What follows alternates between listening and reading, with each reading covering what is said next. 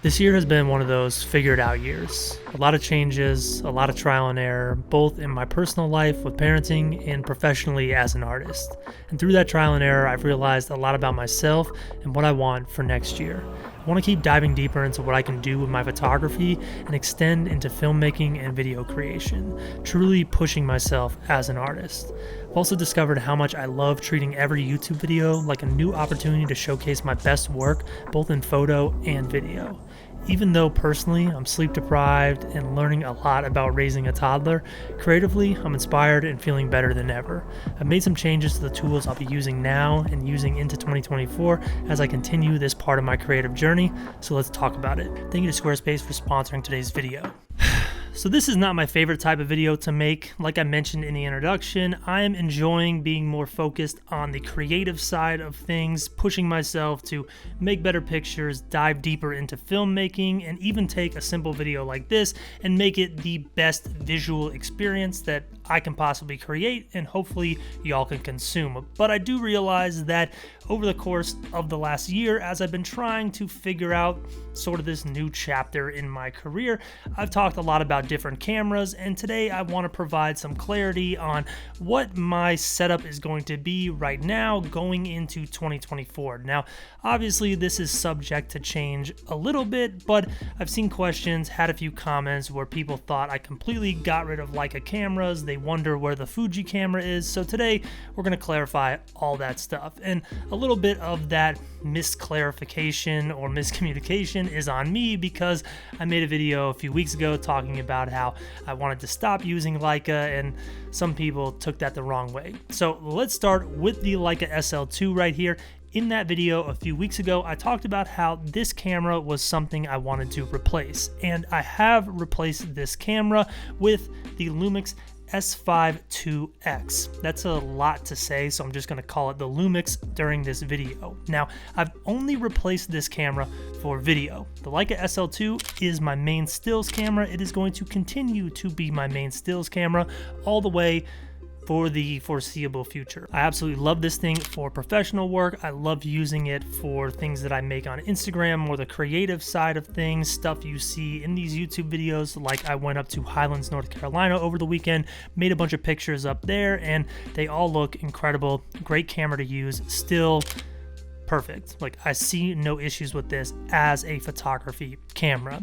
Now, with that being said, I talked a few weeks ago about how this lacked in the video department. Essentially, on paper, the specifications of this camera are incredible for video, but when you get into kind of the meat and potatoes of actually using it, you realize it has some shortcomings, mainly in autofocus, battery life. So to overcome that, I picked up the Lumix, and this thing is essentially a Leica SL2 minus $4,500 and a red dot. This camera is absolutely incredible, and I don't really have plans to talk about this a lot on the channel because, like I already mentioned, that's not the direction I want to take this content, but this is what I'm going to be using for all video on all social media platforms for the foreseeable future because it does everything I need it to do. Now, everything I love about this Lumix S5 IIX is what I disliked about the Leica SL2 for video. Autofocus, spot on. I'm still tweaking it a little bit, finding out the perfect settings, but all the videos that we've shot using this camera, including the iPhone video and the Oppo video,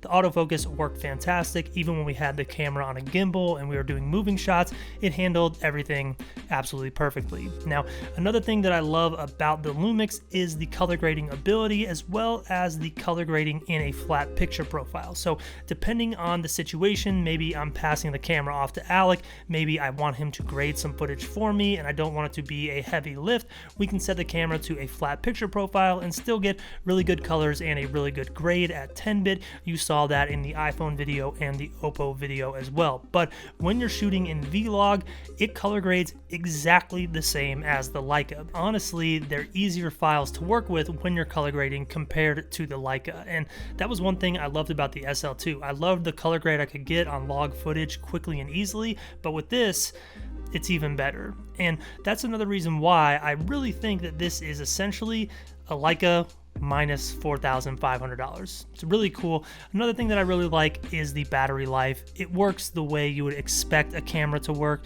It's not just draining batteries in 2 hours. I can use this for a good amount of time and get a lot of footage with it. So that's what I'm loving about this. It's what I'll be using for all social media content going forward, and all the B-roll and things you see in these videos will be shot with this, and eventually I'm going to shoot the A-roll in these videos as well. Now here's the thing, the reason I don't love making a video like this is because I feel like I have to over-explain myself in terms of my perspective on content creation / videography and photography. They're really two separate things, and in my world, the content that I make, they kind of intersect. You know, I'm making a photo book that's coming out later this year, and to create that photo book, the camera I use to make those images might not be the best camera to create these videos and create cinematic intro sequences like you watched on today's video. So that's the reason why so many creators you follow on YouTube seem to have a bunch of different tools. It's because they're technically doing a bunch of different things, so keep that in mind before you comment a psychological breakdown about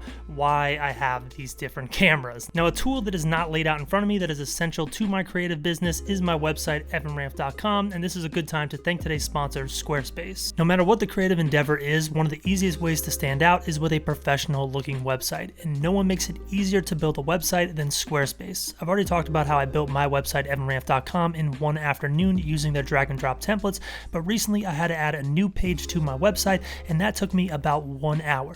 This page allowed me to capture emails for people who were interested in early access to my book launch in November. And the reason I love Squarespace is they easily manage these emails and create a mailing list for me, so I can directly contact my audience without relying on social media. This is something a lot of artists ignore when they're growing their audience online, but one of the best things you can do is take your audience and move it to a place where you can contact them directly, and all the email marketing tools that Squarespace provides makes it easier than ever. And I have multiple videos on this channel breaking down a bunch of different ways you can use Squarespace, from the perfect portfolio to how to set up a passive income system, as well as how to start capturing emails and move your audience from social media to a mailing list. I'll go ahead and link all those in the description down below. You can follow along with one of those videos, create a trial website at squarespace.com/evanramp, and when you're ready to sign up and send your site live, you can use code evanramp to save 10% at checkout. That's squarespace.com/evanramp to start a free trial and build a trial site, and when you're ready to send your site live, use code evanramp at checkout to save 10%.